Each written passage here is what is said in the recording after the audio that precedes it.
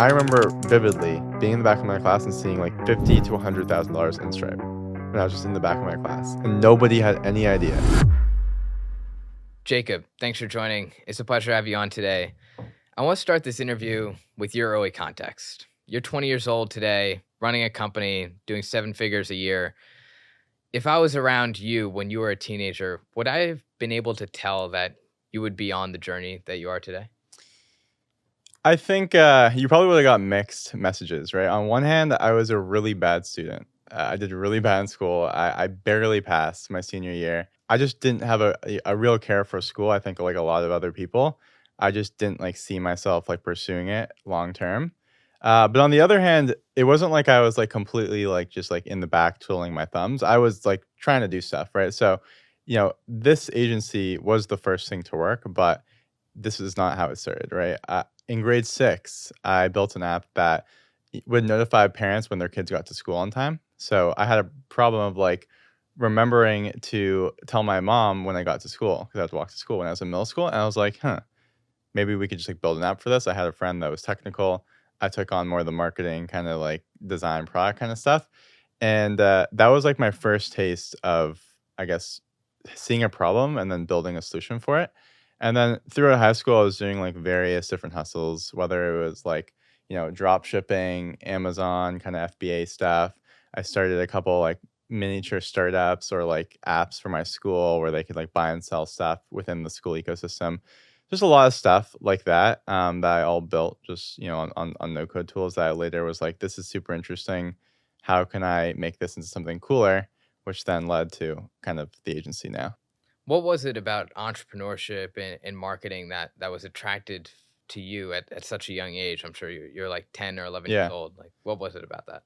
I think I just like early on knew that like the route of school and the route of, I guess, the traditional path is just one that is very just stagnant, and like the cards are not entirely in your hands. I also think there's in some contexts there is a little bit of a cap to it. Obviously, I mean, even if you're top SVP at a really good company, you'll do great and you'll make a lot of money, but you're not going to be like maybe potentially at your full potential. And so I think that's kind of what interested me of like I could kind of carve my own thing. I never really liked the standard path of just like going to university. I never thought like I would do well. So it was kind of like a mix of like of both of like those kind of reasons. I love your story because you're telling me before this conversation a couple of days ago that in January 2020, you decided to start your no-code agency, and we'll get into what no-code is in a second. But in March 2020 is when you really decided to double down on that. The pandemic hit, and that's when you were able to start focusing on it. For me, I had a similar thing. I had a phone repair business I was running up until March 2020. COVID shut that down, and I had all this extra free time, and I wanted to use that time to do something with it. I just didn't know what at the time. Ended up becoming this podcast. But what was going through your head at the time, and what was that opportunity for you? Yeah, so I think COVID was like definitely like a blessing for me in disguise. Obviously, it was like really tough to like be locked in my house, but it allowed me one simple thing, which was just freedom. I was no longer tied to like actually having to go to class. I could do Zoom calls, and that opened me to like a lot more time to actually focus 100% of my energy. I knew that I didn't want to go to college since I was like probably going into high school, like grade 9. And so all through high school, it was kind of a race of like, how do I figure this out? How do I like kind of convince myself, convince my parents, etc., on like why it makes sense for me not to go? And yeah, I could like explain it to them and say I'm going to do this and this, but obviously like actions speak a lot louder than words. And so I really felt this pressure to like figure it out. Like what am I going to do? How am I going to sustain myself? I knew that my parents would obviously let me like, give me the support, but I really wanted to kind of prove it to myself. So a part of it was really just trying to figure out like how I can make something work. And then I realized I really like no code and products and software. And I built a lot of stuff like for my school and for just like as hobbies. And at the time I was running like a real estate media kind of marketing company. And we had mainly realtors. We also had some like local businesses as well. And I realized that a lot of them were trying to like transition during COVID. Obviously, everything was digital. And we had a couple local businesses looking to like build a platform where it integrates with Zoom and a lot of and like kind of community type features. And so I was like, okay, well, this is super interesting. I really like the space. I'm really interested in Bubble and no code. And so I was like, maybe we can actually do this as a service. So that's when kind of that light bulb moment like struck for me, and yeah, we took on that kind of first client, and then we're trying to replicate it with like, oh, here we can like once I even knew that that was a thing you could do, then we tried to go and find other people to do the same thing. Okay, so you're in high school and you're selling to these companies, sometimes earlier stage startups, sometimes enterprise companies, Yeah, often run by people maybe double your age. yeah. And you're saying, hey, I can build what you need to be built in a very short period of time at an affordable price. Was there any skepticism on their end from being a high schooler and charging five-figure projects? Hey, is this kid even legit? What is he doing? And if so, how did you overcome that skepticism and get your first client?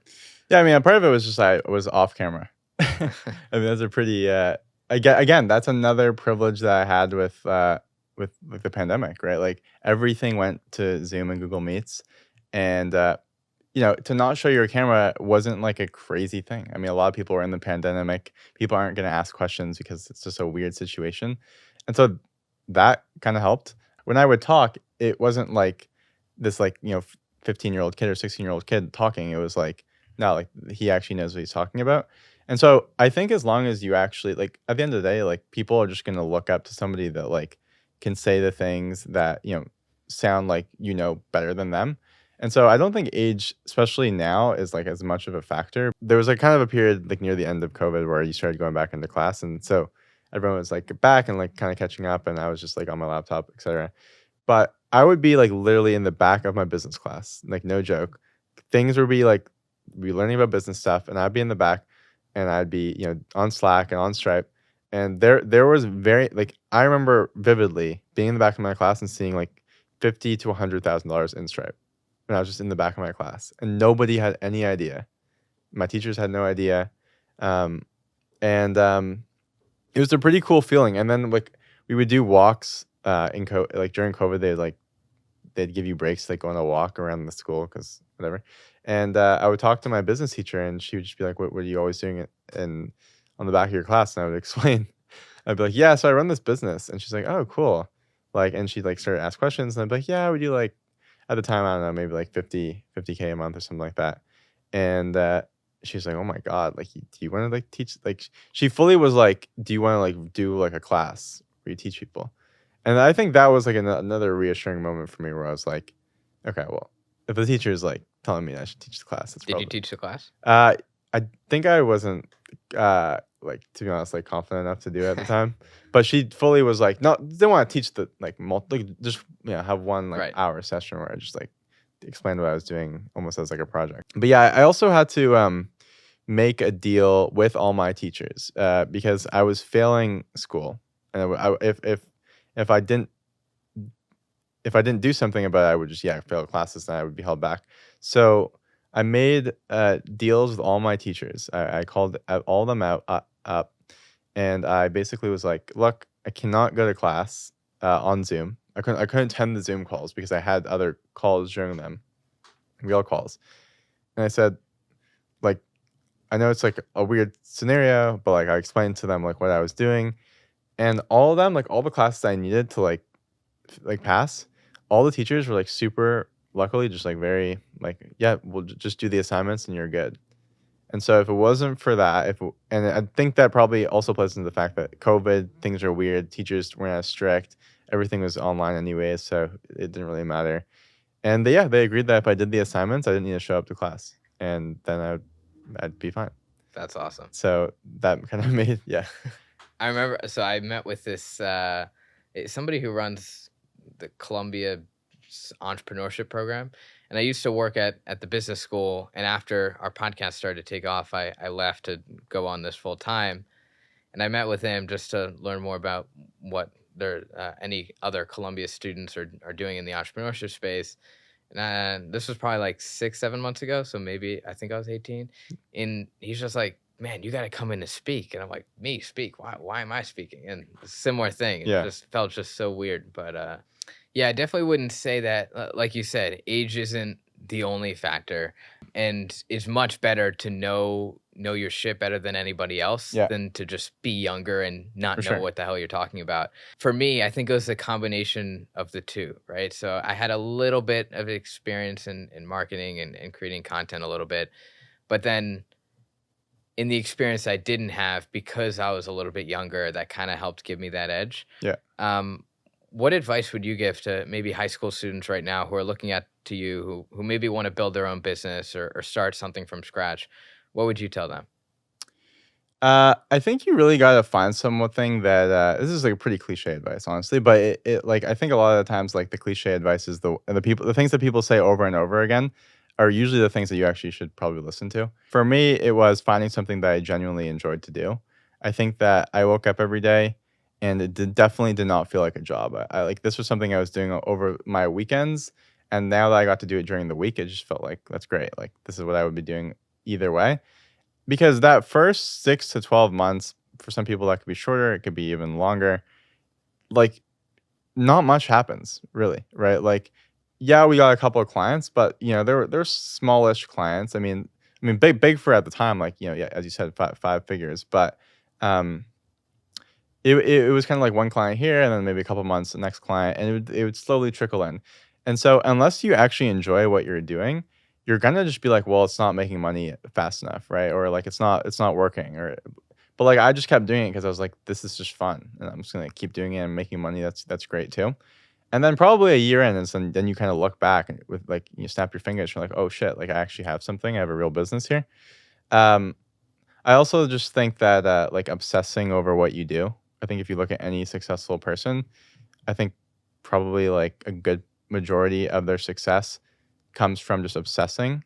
Because if you obsess, then you'll, like, learn what you need to learn, you'll execute on what you need to execute on, you'll, mimic who you need to mimic. Like, obsession/focus is kind of what drives everything, and then that drives consistency, that drives hard work, that drives learning, etcetera. What are the key ways that you learn and are obsessed to be able to be the best in your field or build the best type of company? Yeah, I mean, I consume a lot of media and like, read and just like try to like understand like where the world's heading. Um, and just kind of go down various, I guess, different rabbit holes. But I also think more than anything, it's just like learn by doing, right? Like I think a lot of people, especially probably younger entrepreneurs, get caught up into the information frenzy and try to like listen to every single podcast they can and read the next book. Uh, they are good. They are great. A lot of them.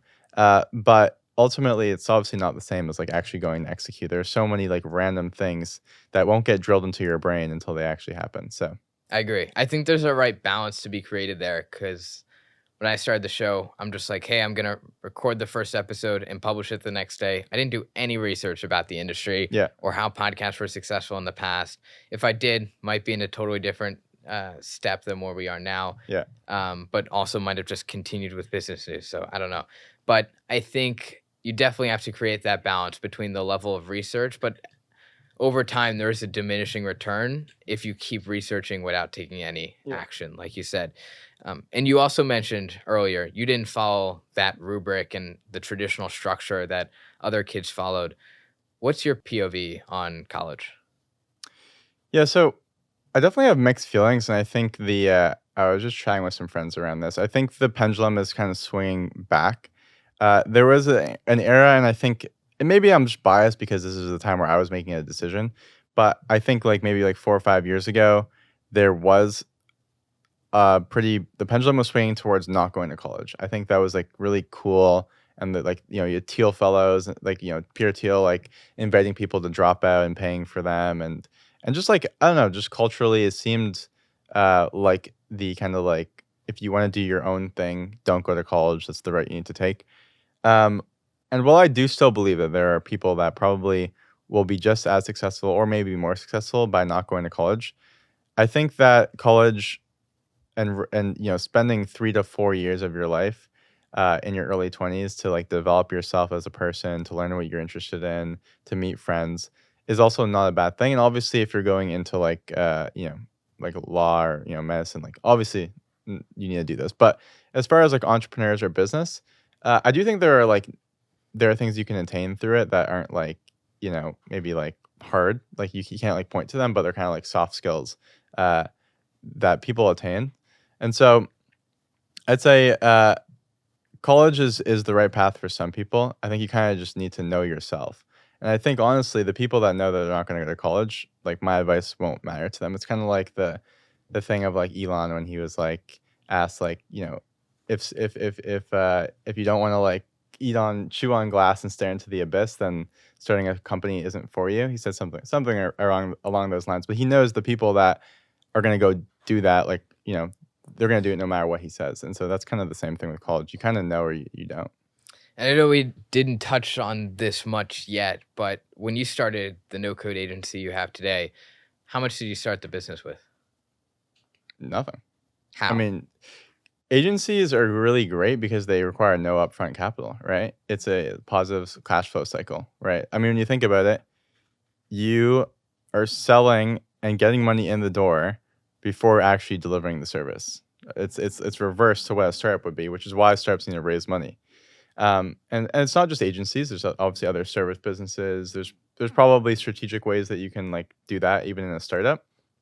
But when you can get creative around how do I get money in the door before I deliver, even if it's like 50%.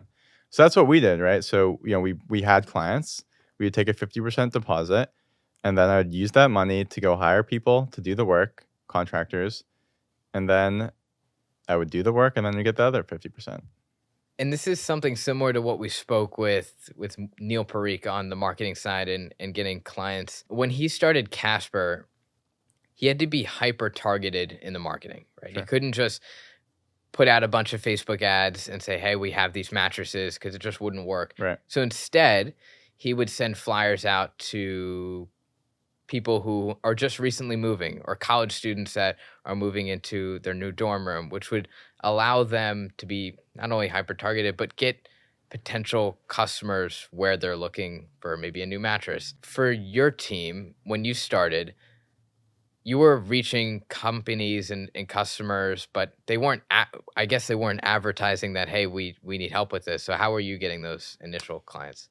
Yeah, I mean, a lot of it for service businesses, like one of the biggest things is always just like word of mouth, like referrals.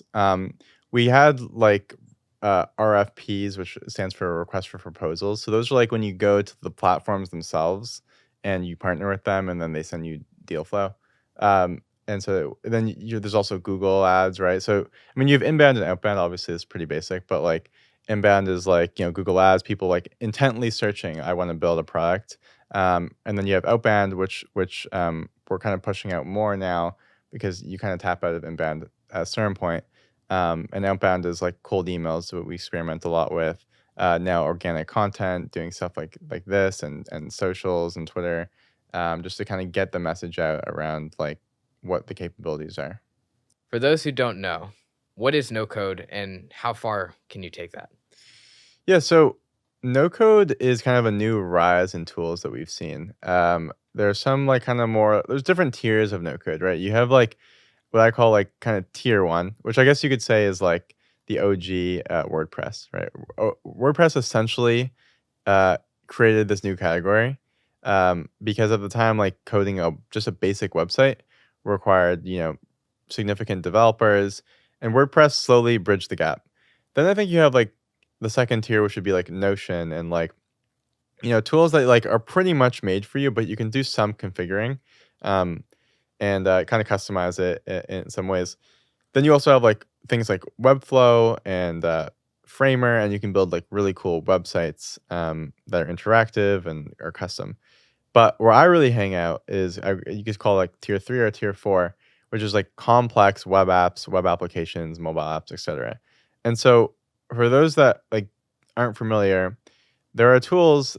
We use Bubble, but there are a bunch of others where you can essentially build pretty much any kind of web application using a drag and drop element kind of thing for the front end that's completely custom. So like, yeah, you're dragging and dropping, you know, a feed, but that feed is customized, you know, anytime you want or anyhow you want, right? And then to power the backend, to power the logic, think of it as like if then statements, right? But like building blocks. For those that are familiar with Zapier, you know, like, okay, you're running like an automation. If this is triggered by Notion, then it links to that. You're essentially doing that, but just like internally within the application. So you're saying, okay, if the user clicks this button, you're going to take them to this page, and then once they fill out this form, you're going to save that data, and you're going to create a new item in the database called user, and the user is going to have an email and a password and a name.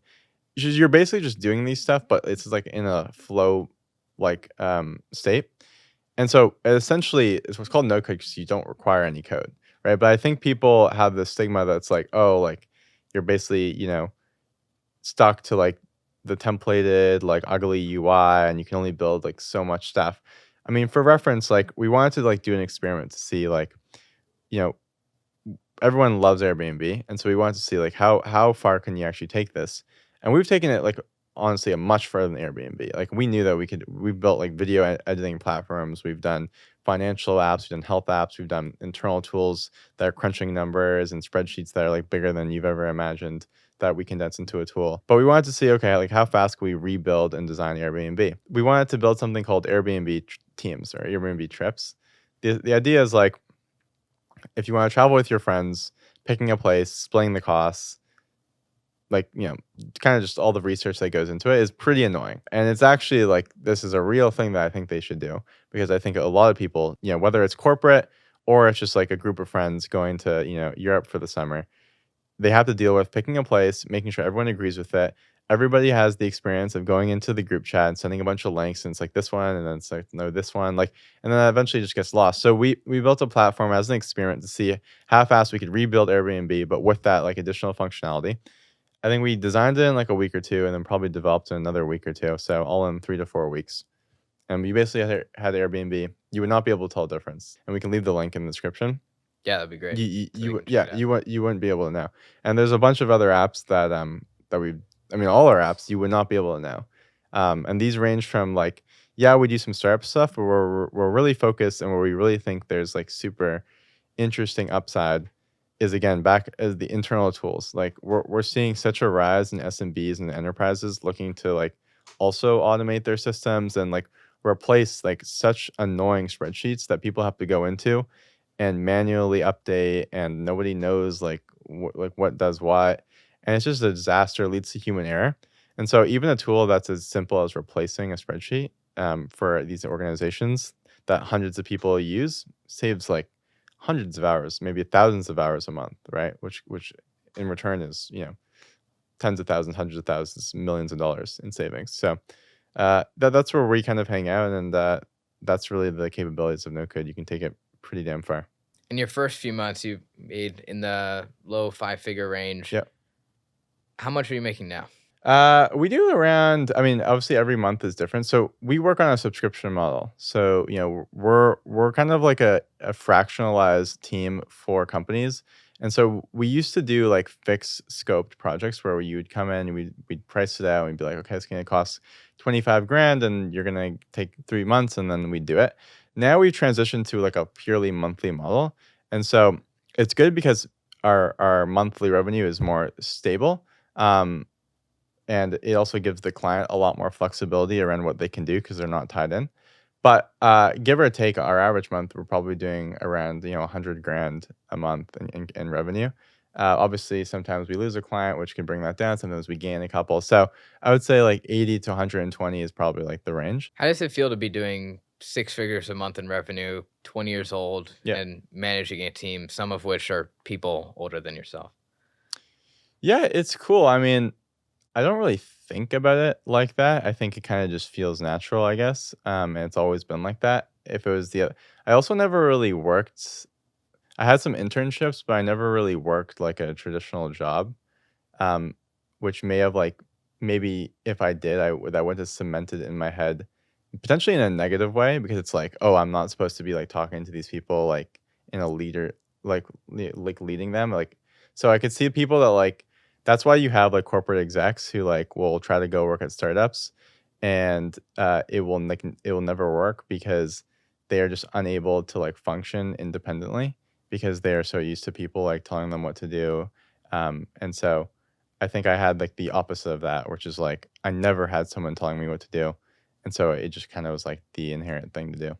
One of the founders I met here in New York City a few weeks ago is this guy named Ryan Serhant. So he runs this giant real Of estate course, I know, man. agency. Yeah. And he has this rule called the 1,000-minute rule, where he tries to get as much value out of every single minute as possible and try not to waste any of it. Yeah. How do you value your time, and how do you make the best out of your time when running the business? I think in the early years to set up the infrastructure, it's really painful. I mean, you're dealing with kind of everything, especially in the agency business, where like each customer is like pivotal to the business. So, I was doing like delivery, I was doing like a bit of sales, like marketing stuff, managing the customers, etc. Like you're just playing every hat. But now we're like 4 years into it. I've established a really good team that like kind of takes all that day to day stuff off my plate. And so now I'm really focused on growth and taking the business to the next level and refining operations and delivery. Um, so my days aren't as like back to back as they used to be. I think that's probably for the best because I think at a certain level you do need time and breathing room to like think about the next steps. And that's kind of where we're at right now, where we're kind of like we've hit these like cool revenue marks, but like how do we 5-10x the business? Um, so I kind of switch between like super intense focus where I'm like blocking off things in my calendar and like literally like tasks, like, and then sometimes I'm like, nah, I don't want to have like anything on my calendar besides a couple meetings, and I like try to spend the day like thinking or consuming media and just like understanding like where things are at. And one of the clients that you got was Eric. How Yep. did you get Eric as a client? Yeah, that was a funny one because I think his manager posted on Twitter that they were looking for Bubble developers in particular, and my friend knew the manager and made an intro to us. And that one was funny because they came to us and they're like, we need to like launch this in like 3 weeks, and we have like kind of half the platform ready, and we need somebody to like kind of finish it off. And so it was like super pressing. Like we had like 3 to 4 weeks, maybe even less. Honestly, I think it was like 2 or 3 weeks, um, to basically like revamp this whole product before it was going live to like millions of people.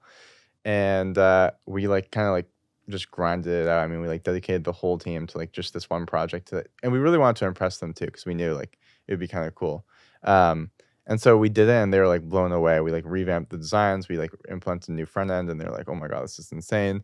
And then we ended up working with them like probably like 6 to 8 months after that, like as their like full on product team before they raised just a lot of money. It just didn't make sense to keep things on Bubble. For a company like that, for a creator now, they're a consumer product. They're somewhat reliant on like super, big scale. There's a lot of just like integrations they were pulling in from YouTube, TikTok, etc. And so something like that, it made sense to migrate, and they raised a lot of money. They could build an internal team to do all that.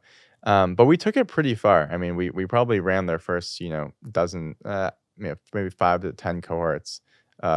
On that platform. You saw an opportunity where a lot of your current clients ended up wanting to go digital when you were starting out the business. In what way did they want to do so? And then how do you help them go digital?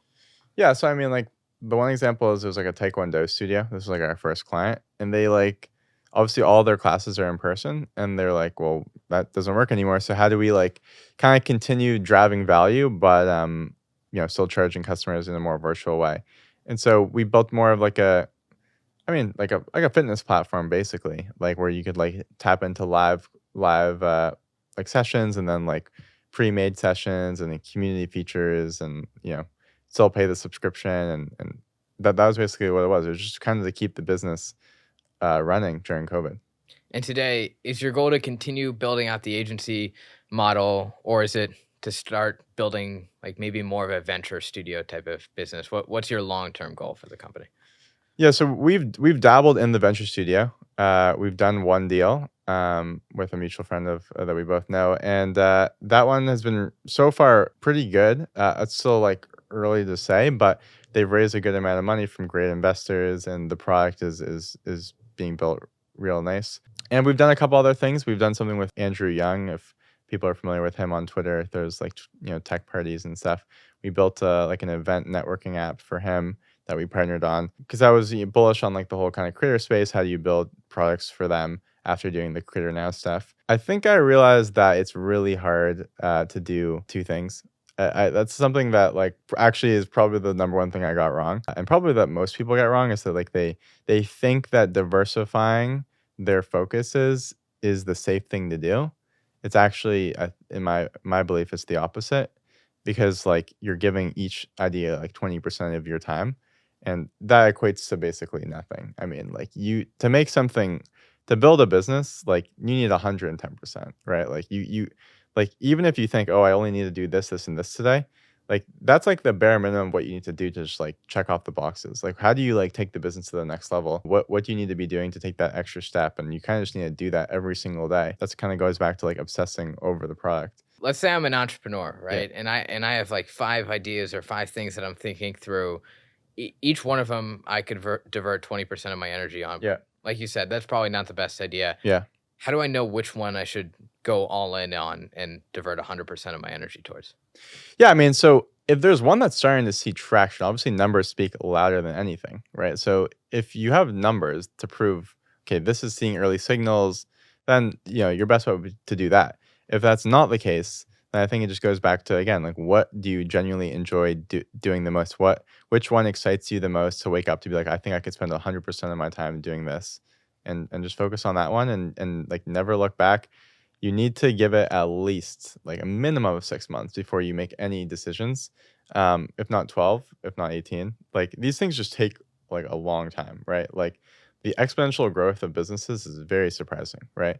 Like the first year, nothing really happens. The second year, something kind of happens. The third year, things are happening. The fourth year, like, wow, like this is really cool. And it's a very just exponential curve. And so you need to stick through the first 6 to 12 months to see that any growth.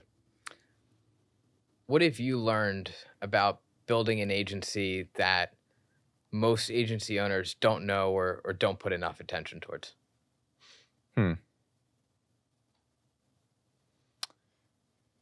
I mean, we fell into the trap of trying kind of going back to your question. Like, I think a lot of agency owners fall into the trap of agencies are really hard businesses. So how do you get out of the agency business, right? Everyone's always thinking like agencies is going to be the first like 5 to 10 million, and then I'm going to go like do software, right?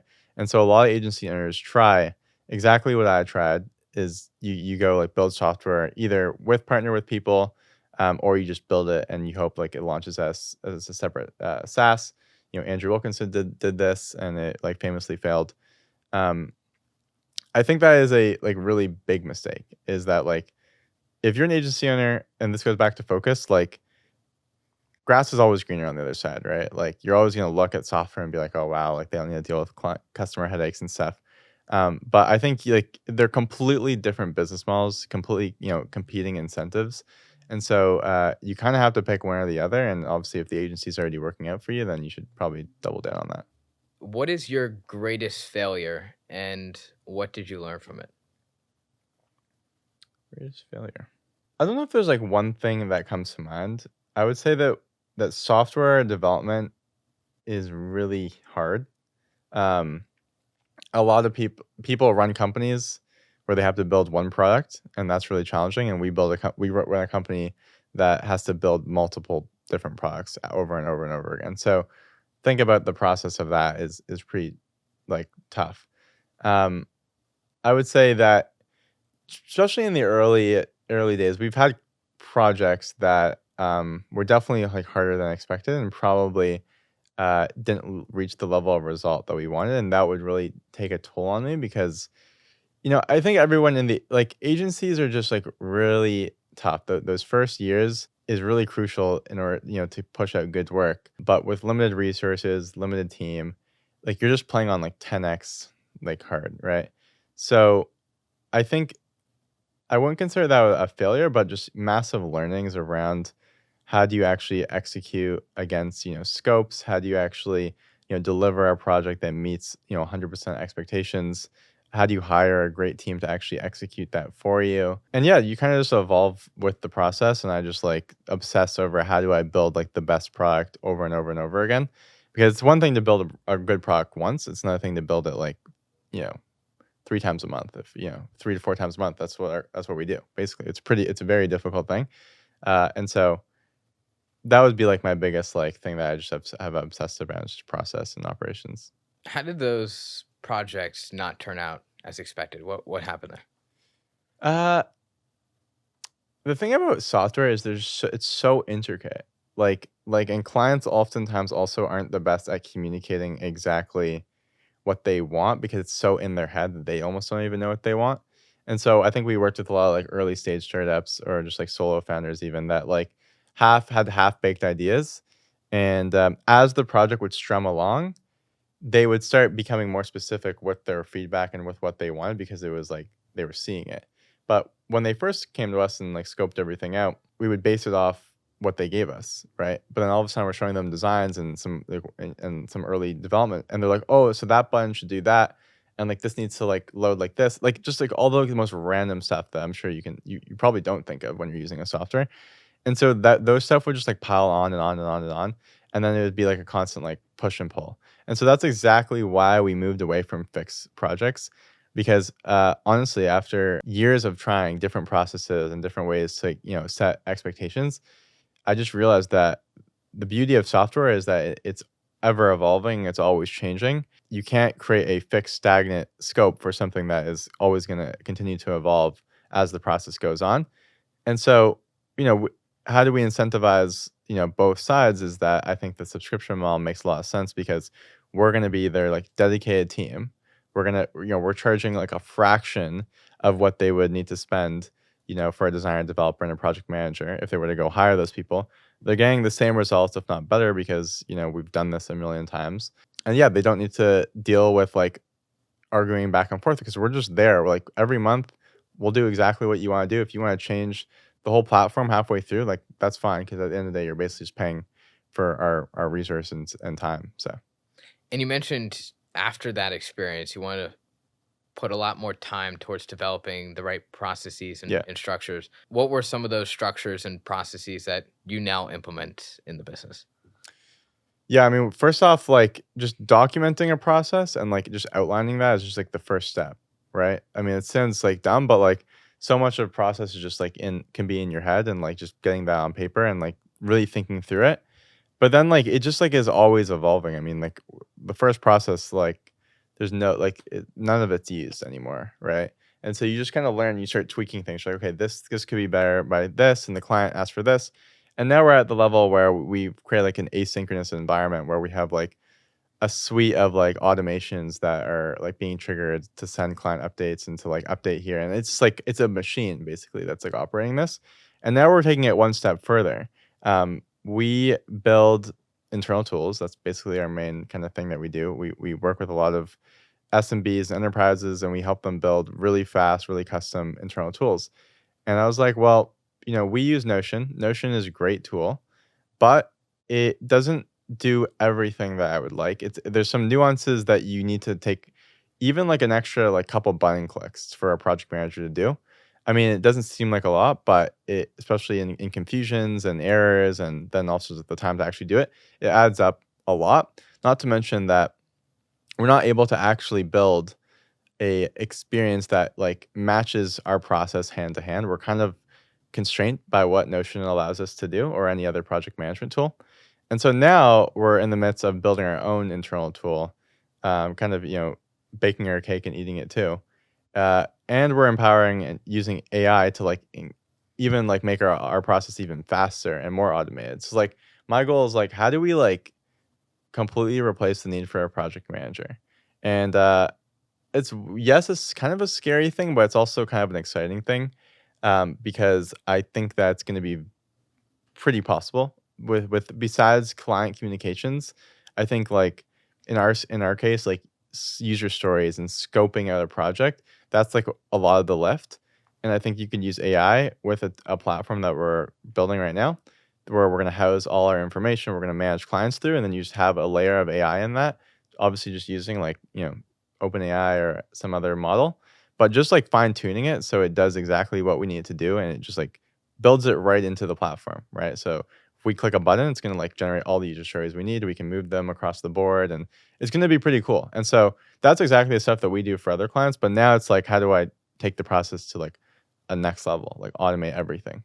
Yeah, I can't remember exactly who said this, but I remember hearing that sometimes when companies decide to build their own internal tools, especially if it's an enterprise company, there's probably other companies that are looking for a similar tool. And if you can just take that internal tool and say sell it to a bunch of different companies, you can make a lot of money off of it. I think it was Odeko that did something like that. But if not, there are definitely other companies that have become massive just by taking internal tools and then just scaling it that way. Yeah, I mean that's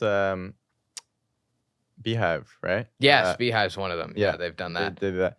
But I mean, you could do that. I think that also though goes against kind of what I was saying around don't like it's so easy for people to like look at software and be like, I should make this my main business. I think software is probably a lot if you're running a business that's successful, that's doing well, it's generating money that you're happy with, use software to like increase efficiency, increase, savings, make more money, reduce the amount of staff, make your clients happier. And ultimately, if you were to sell the business, it'll be worth a lot more because you have, software that you built in-house that's custom to you that nobody else has. So I'm more in the belief of like, don't just build the software and like replicate and let everyone have it. Yeah, like you said, for existing companies, that doesn't make a lot of sense. Yeah, But yeah, like what for Beehive sure. did, they spun out a morning brew. Sure. and Yeah, it was- it's a great like ideation funnel, I guess you could say. Yeah. Gotcha. And outside of lead time, what are some of the key distinctions between selling to startup founders and enterprise companies? Yeah, I mean, startup founders are actually tougher to work with. Oh, really? Yeah. I saw this guy do an interview and he was talking he's in real estate and he said that, the bigger the deal, the easier it was because the people are smarter, they're faster, they know what they're doing, and cash is more like dispensable. And I think like that is super true with pretty much every industry, I think.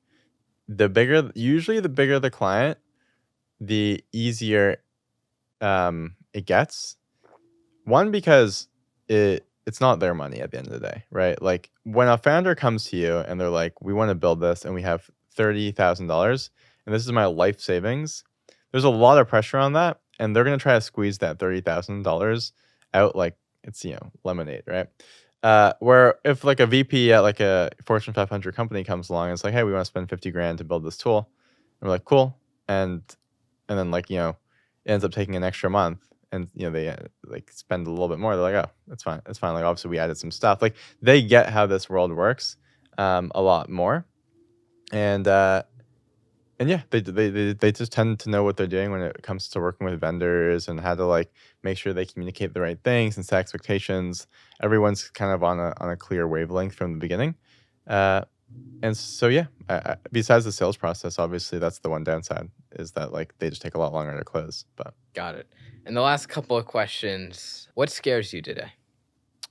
what scares me? I mean, as much as I talk about AI and stuff, I do think it's kind of concerning. Honestly, I'm sure we will find a way to evolve, but I just don't see it right now. From what I'm seeing, and I'm not like front and center AI. Like I'm just using the tools that are out there and using them maybe in a more custom internal like building applications around them. But given that what I think we're going to be able to do for ourselves and what we do for other companies, I'm genuinely somewhat concerned around like what are people going to do that aren't like the CEO and like the executive team. I think there's like it's good and bad, right? Like you will have agencies and you'll have companies that have a 5-person executive team and that's it. And they'll be billion-dollar companies and it'll be run by AI agents and tools and automations and it will be insane. I mean, a 5-person company that probably should have been like 1,000 or 5,000 person company will probably just be 5 executives and a bunch of AIs. Now the good thing is like, wow, that's great. Like the business world is probably loving that, right? They're like, that's great. We're gonna make so much money. It's super cool to see the technology advancing. But on the other side, that's 1,000 jobs that are now like gone like that, right? And so something needs to make up for it, whether that's universal basic income from the AIs. I mean, I know that's like a discussion point, but I honestly don't think we're that far off from a point of where AI will be able to pretty much replace majority of humans. Now, will companies actually do that is another question. but I think capabilities wise, it's pretty close already. And so I'm kind of part of the problem in a way, but that's just how things are going, right? You can't stop it. I trust a human more than I trust an AI, right? I actually think the biggest issue in AI is not the capabilities technically. I think it's just a trust. Like, is somebody going to be able to trust an AI over their clients, over a project manager, right? And it's not a capabilities thing because we already know that AI can do a lot of that stuff. It can generate documents, it can generate, site maps and flows and all that stuff. It's not about that. It's like, is the information that's actually providing, is it right? And how trustworthy are you gonna you make that? Like, at what point are like the trust test would be like, could AI like perform like medical assessments? Like, if we can reach that point of trust, then like, okay, then we can trust it to manage a project, or we can trust it to do a legal document.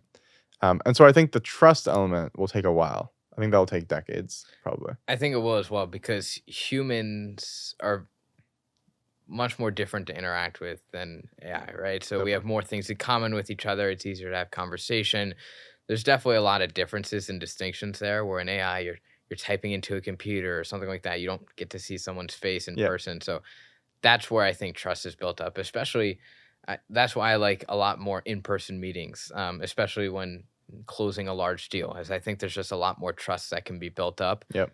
with people than doing it over a screen, because I feel like Definitely. that's just harder to do. Definitely. But for the last question, if I slid you over a phone and you could call your 16-year-old self, Yeah. would you call? And if so, what would you say?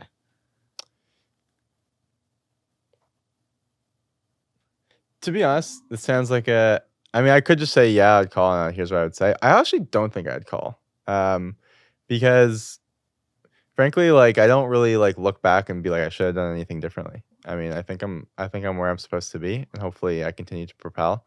But I think that like the mistakes you make are just part of the process, right? Like, you shouldn't like want to like circumnavigate that. So I wouldn't call because yeah, I think I was doing the right things at the time. Honestly, like I was very driven and very focused, and yeah, maybe I could have gave myself a bit of reassurance around like school would be fine. But also I think that the pressure of not knowing it would be fine probably drove me to work even harder. So probably not. That's the power of putting your back up against the wall, Yeah, right? exactly. Yeah. Awesome. Well, I think that's a great way to end it. Thanks for taking Yeah, the time to come of on the course. show, Jacob. I appreciate it. We'll have a link down to your website in the episode description down below, Creme Digital. And for anyone listening, if that's something you're interested in, feel free to take a look. Awesome. Thanks for having me.